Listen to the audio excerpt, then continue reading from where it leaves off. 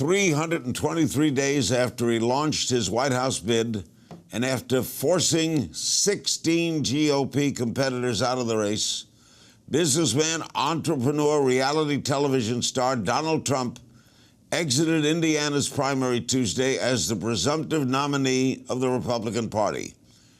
It's assumed, although not yet formally decided, that he'll face former Secretary of State Hillary Clinton in the general election. But each brings some heavy baggage into that race.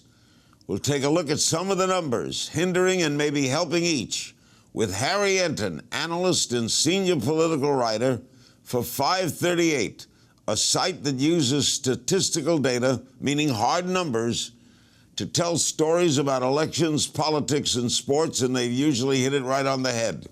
He joins me from Washington. Harry, FiveThirtyEight's founder, Nate Silver, wrote a piece after the Indiana primary that said, "If you'd have told me a year ago that Trump would be the nominee, I'd have thought you were nuts." How did he do it? I think he did it because he spoke to a segment of the Republican Party that felt like the elites weren't talking to them. So, everything that we thought about Republican orthodoxy, being very conservative, being for the military, standing up military might, stuff like that we thought was key if you wanted to be a Republican nominee, just turned out not to be the case.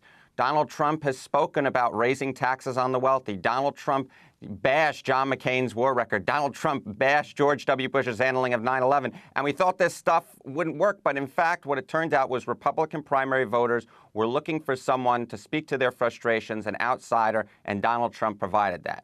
How do you explain the fact that evangelists voted for him, despite the fact that he's been in the gambling business, that that wasn't Cruz their logical choice? He was for a segment of them. So if you break down the exit polls by how often people went to church, those who went to church more than once a week actually heavily went for Ted Cruz. However, those people who describe themselves as born-again evangelicals who did not go to church as frequently went for Donald Trump. I think oftentimes people use that born-again evangelical label to sort of give an idea of who they are as a person, how they identify.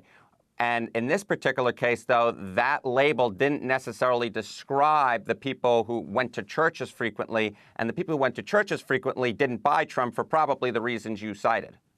All right, it's still early on, Harry. What are the numbers right now? Trump against Clinton.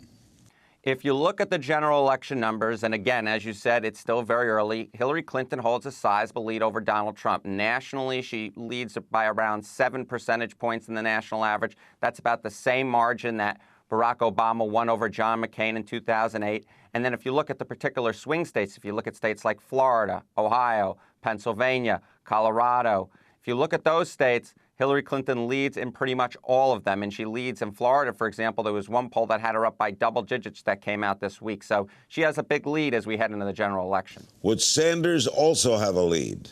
Yeah, Sanders actually does slightly better in the polls than Hillary Clinton does. I should, of course, caution that Bernie Sanders really hasn't faced that many negative attacks, so we don't really necessarily know how his numbers might stand up if he gets attacked by Donald Trump. But he certainly does lead over Trump in the polls, at least right now. Why did the Stop Trump effort, and by the way, I'm saying it's dead, it's still around, why is it up to the minute now failed?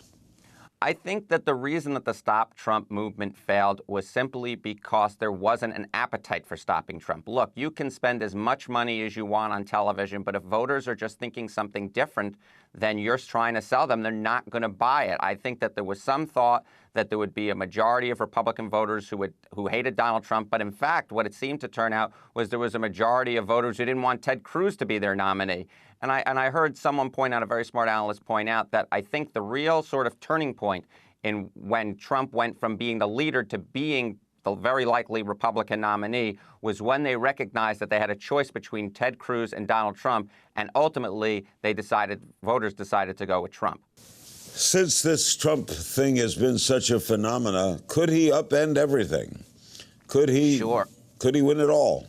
Oh, sure. I mean, I wouldn't dismiss his chances at this point. I think someone would be silly after he proved all of us to be a bunch of fools that we would say that he couldn't possibly win in the general election. But I think that there are a number of things that will keep him from probably winning, not the least of which is we're dealing with a president whose approval rating is on the rise. And of course, a general election electorate has a lot more minorities. And if you look at the polls, minorities do not love Donald Trump. So Obama will play a key part in this race.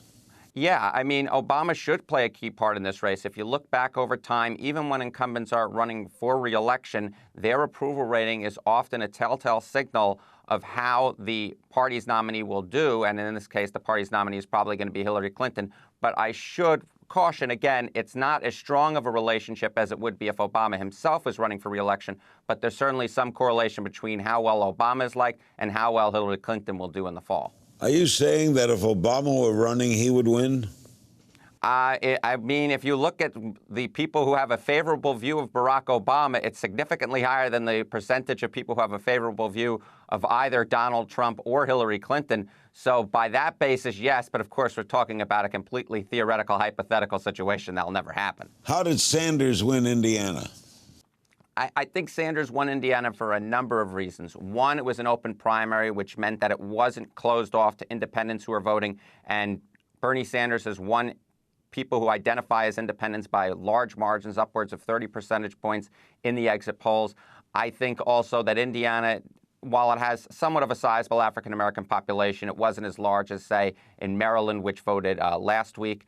And I think the other thing that was also key was that turnout was actually low. And while some might say, hey, you know, Bernie Sanders says when turnout is high, we do better. In fact, what it seems to be is that the people who are not as ideological, the people who, you know, aren't those regular voters, oftentimes those people will go for the more moderate choice, which is Hillary Clinton. Do you think a Trump defeat, if it is a debacle, will put the Democrats back in control of the Senate? Oh, yeah. I think, you know, before Donald Trump was even the nominee, the map looked pretty good for Democrats in the Senate. I mean, you have states like Illinois, Wisconsin, New Hampshire, Ohio, Florida. These are all winnable states for Democrats in a presidential year. And we've seen a increasing correlation between how the presidential candidate does in a state and how the Senate candidate, that same party, does in the state.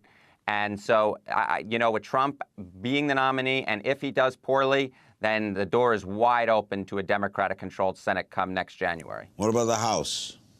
That's a trickier situation. You know, the Democrats need to pick up 30 seats. That's a tough road to haul. There's a lot of gerrymandering that's gone on. You know, and not just gerrymandering, just the populations of how they've put themselves in the different states. Democrats tend to be much more centered around urban districts, and those districts tend to be fewer in number, while Republicans are more spread out. But if Trump is the nominee and say he loses by 7 or 8 percentage points and the House vote followed where Democrats were able to beat Republicans by 7 or 8 points nationally, then yes, I would say the House would be in play in that situation. Will the Sanders people come out for Hillary? Will the Cruz people come out for Trump?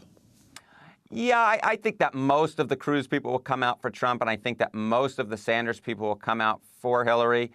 If there's one side where I think there might be a little bit of reluctance more than the other, it's probably the Republican side. You don't really hear a lot about a Stop Clinton movement on the Democratic side. You do hear a lot about a Stop Trump movement on the Republican side. But overall, I expect, as in most elections, most self-identified Republicans will vote for the Republican nominee, and most self-identified Democrats, or people who are certainly not self-identified Republicans or leaning Republican, will vote for the Democratic nominee. One other thing, would this race indicate a huge turnout in November? It could. There are really two possibilities that could occur in November. One is that both candidates are historically disliked, although Trump is significantly more disliked than Hillary Clinton is. And if both candidates are really disliked, maybe that depresses turnout. However, it could also be that voters really feel like they need to stop one of these two candidates. And if they feel that they need to stop them, then they'd come out in record numbers. But we'll see what happens. We still have a long way to go until people cast their ballots in November. Harry, thanks for your time. We'll have you back soon. Thank you. Harry Enten, thanks very much for joining us.